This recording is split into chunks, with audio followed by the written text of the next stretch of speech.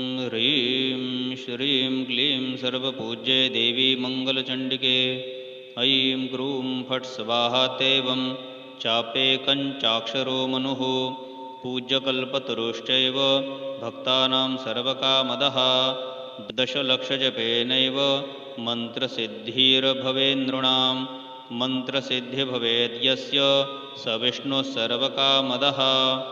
ध्यानञ्च श्रूयतां ब्रह्मन् वेदोक्तं सर्वसम्मतं।